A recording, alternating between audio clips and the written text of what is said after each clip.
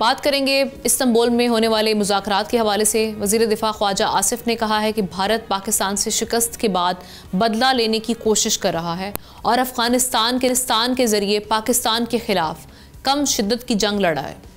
लेकिन इसके बावजूद पाकिस्तान ने दिल बड़ा करके अमन के लिए एक और बड़ा फ़ैसला किया है और मेज़बान ममालिक की दरख्वास्त पर इस्तांबुल में अफ़गान तालिबान से निगोसिएशंस दोबारा शुरू करने पर रजामंद हो चुका है। ज़राए के मुताबिक पाकिस्तानी डेलीगेशन वापस रवाना होने वाला था, मगर अब मज़ीद क़याम करेगा ताकि मुज़ाकराती अमल बहाल रहे। पाकिस्तान का बुनियादी मौक़िफ़ बरकरार है कि अफ़गान सरज़मीन दहशतगर्दों के लिए पनाहगाह नहीं बननी चाहिए, मगर तालिबान की ज़िद, हट धर्मी और भारत से बढ़ती कुर्बत ख़ित्ते के अमन के लिए नया ख़तरा बन रही है।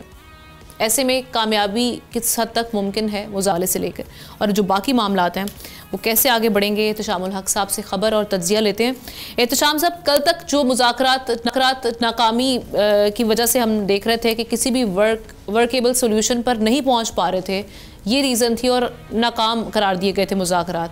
और यही जो हमने देखा ख्वाजा साहब का बड़ा सख्त रिएक्शन ट्विटर के थ्रू, जो उनका पैगाम था, क्या वो वजह बनी कि तालिबान को दोबारा टेबल पर आना पड़ा और उन्होंने इसको संजीदगी से लिया, ये वार्निंग को, या फिर तुर्की एज अ मीडिएटर बड़ा हम देख रहे हैं प्रोएक्टिवली किरदार निभा रहा है। सो अगर वो प्रोएक्टिवली किरदार निभा भी रहा है तो ये कितना इंपॉर्टेंट फैक्टर है कि अब वो इनको कन्विंस भी कर लेंगे अपना बिहेवियर चेंज करने पर तालिबान को। क्या समझ रहे हैं आप? देखिए, हम ना इसमें कोई शक नहीं है कि टर्की ने लास्ट मिनट पे ना एक बहुत बड़ा एफर्ट किया। उनको लग रहा था कि हमारी सरजमीन पे कोई बैठ के अगर कोई मुसलमानों के हक़ में एक बड़ा फ़ैसला होता है, दो मुसलमान मुल्कों के दरमियान तनाज़ा तय होता है, तो वो उसको वो करवा के जाएं। कतर भी भरपूर दिलचस्पी ले रहा था इसमें, उनको नुमाइंदे भी ले रहे थे। फिर आपने देखा कि क्या हुआ। अब मैं शुरू कर देता हूँ अपनी ख़बर से।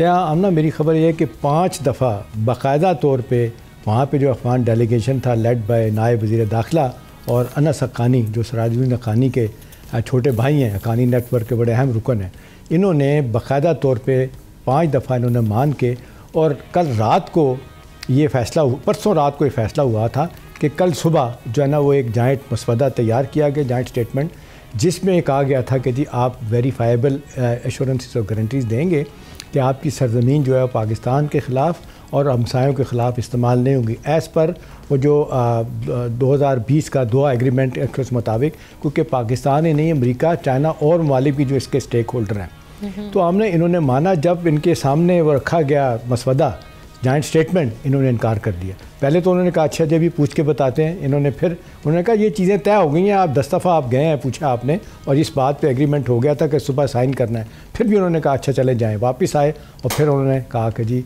नहीं, हम इस पर अभी तैयार नहीं हैं।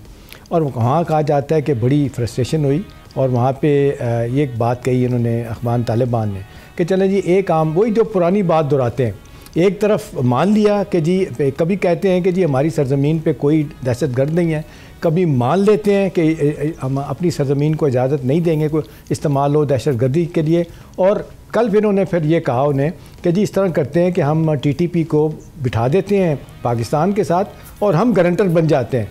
तो उन्होंने कहा कि जी हम किसी सूरत में नहीं मानेंगे। पाकिस्तानी डेलीगेशन ने बताया कि नॉन स्टेट एक्टर से हमारी कोई बात नहीं होगी, और उनको याद कराया गया कि आप तो मानते ही नहीं हैं, अब मानना शुरू हो गए हैं, तो आपने नहीं मान ले लिए। दूसरी खबर आमना मेरे पास ये है कि अभी बात हो रही थी कि ये दोनों मुल्क तो किसी हद तक कामयाब नहीं हुए, फिर सऊदी अरब को इन्वॉल्व किया गया। अब सऊदी अरब से जो खबर आई है मेरे पास आमना, वो ये है, उन्होंने कहा है कि हम फैसिलिटेट ज़रूर करवाएंगे लेकिन हमें अफ़गानियों पर एतमाद नहीं है। ये बाकायदा तौर पर उनके हुकूमत के कहलकार ने कहा कि जी 94 में अब ये कोशिश की थी इनके अपने तालिबान के जो इख्तलाफात थे दूर करने के। नवाज शरीफ साहब की हुकूमत थी, नवाज शरीफ साहब ने कोशिश की थी। उसके बाद ये सऊदी अरब आए थे, सऊदी अरब आके कहते हैं हमने भी फैसिलिटेट करवाया और इनका एक माहदा हो गया, और बाकायदा खाना काबा में बैठ के नवाज शरीफ भी वहाँ मौजूद थे। इनके सारे लीडरों ने आमना हाथों पे हाथ रखे और वादा किया कि आज के बाद हम नहीं लड़ेंगे, हम अपने मुल्क को बचाएंगे, हमसायों के साथ अच्छे ताल्लुकात रखेंगे। आमना आते ही महीना भी नहीं गुजरा था, इनके फिर आपस के इख्तलाफात शुरू हो गए। तो उस तरह तो सऊदी अरब जो है ना वो एक्टिवली इसमें इन्वॉल्व नहीं होना चाहता। वो कहते हैं कि जी हम तो ज़ुबान देने वाले बात करते हैं, एक बात कह दी उस पर अमल दरामद होना चाहिए। इन्होंने नहीं किया, इन्होंने जिसको कहते हैं वादा खिलाफ़ी की थी, लिहाजा हम इनके साथ डायरेक्टली इंगेज नहीं होंगे, लेकिन हम फैसिलिटेट ज़रूर करते रहेंगे। और उन्होंने कहा कि ठीक है, थ्रू टर्की और कतर के हम ये काम करेंगे। और एक और ख़बर भी इस हवाले से है कि अब कहा जा रहा है कि एक थर्ड पार्टी इंटरवेंशन अमेरिका की तरफ से भी होगी। अगरचे अमेरिका के इतने अच्छे ताल्लुकात तो नहीं हैं इनके साथ, अमरीकियों के साथ, अफ़गान तालिबान के साथ, लेकिन उनको पता है कि यूनाइटेड नेशन हो, यूरोपियन यूनियन हो, तो थोड़ा बहुत पैसा, मेडिकल सर्विसेज या जो कुछ भी हो रहा है वो अमेरिका उसके पीछे होता है, वरना वो भी ना हो, तो उनकी बात सुनते हैं। आखिरी बात आमना इस हवाले से ये है कि जो यहाँ पे सोचा जा रहा है, अगर तो कुछ लोगों का ख्याल है कि जी ये सफारती अमल जो है ना उसको नहीं छोड़ना चाहिए, और ये कि एक रीजनल एफर्ट ज़रूर होना चाहिए, क्योंकि रीजन के ममालिक जो है ना वो सफ़र कर रहे हैं, जिसमें आप देख लें पाकिस्तान है, चाइना है, सेंट्रल एशियन ममालिक है, ईरान भी है, किसी हद तक रशिया भी है। 2 साल पहले रशिया के अंदर जाके भी आपने देखा कि अपना सुसाइड बॉम्बिंग हुई थी, और आपने देखा एक नाइट क्लब के बाहर अच्छे खासे लोगों की तादाद जो है ना मारी गई थी। तो वो भी यही चाह रहे हैं कि ये दहशत गर्दी जो है ना ये ख़त्म हो, और ये जो एपी सेंटर बना हुआ है अपना अफ़गानिस्तान, इसको ख़त्म किया जाए। दूसरी आमना यह है कि तौर पे पाकिस्तान ने ये सारे के सारे सबूत इंडिया की इन्वॉल्वमेंट के भी कतर को भी, टर्की को भी और सऊदी अरब को भी दे दिए हैं। अमेरिकन और यूनाइटेड नेशन के पास पहले ही सारे मामलात पहुंच गए हैं कि कितनी एक्टिव सपोर्ट हिंदुस्तान की तरफ से है, और बाकायदा राव और NDS मिल के पाकिस्तान को डिस्टेबलाइज करना चाहते हैं, इसके सबूत दिए गए। देखिए अच्छी बात है आमना के सफारती तौर पर तो हमारा एज बड़ा है। जो इस हम देख रहे हैं कि जो हैंडलर या फैसिलिटेटर है वो तो बेसिकली इंडिया है। अमेरिका अगर चाहे संजीदगी से ये कॉन्फ्लिक्ट रोकना, तो वो इंडिया पे प्रेशर डालकर वहाँ से जो फैसिलिटेशन है उसको रुकवा सकता है। जैसे कि हम देख रहे हैं कि अमरीकी प्रेशर आने पर अब भी इन्होंने अपनी जो वहाँ से रशियन ऑयल बाय करना है उसको हॉल्ट कर दिया। आज ही की खबर आप देख भी रहे हैं। जी जी, देखिए हम ना अब हिंदुस्तान के हवाले से जो अमेरिका ने और ख़ास तौर पे प्रेसिडेंट ट्रम्प ने मुसलसल एक बयानिया लिया हुआ है, और वो तो कहते हैं आखिरी दफ़ा परसों उन्होंने कहा कि 7 खूबसूरत जहाज़ भी गिराए गए, और मोदी को उन्होंने किलर भी कहा, ठीक है ना।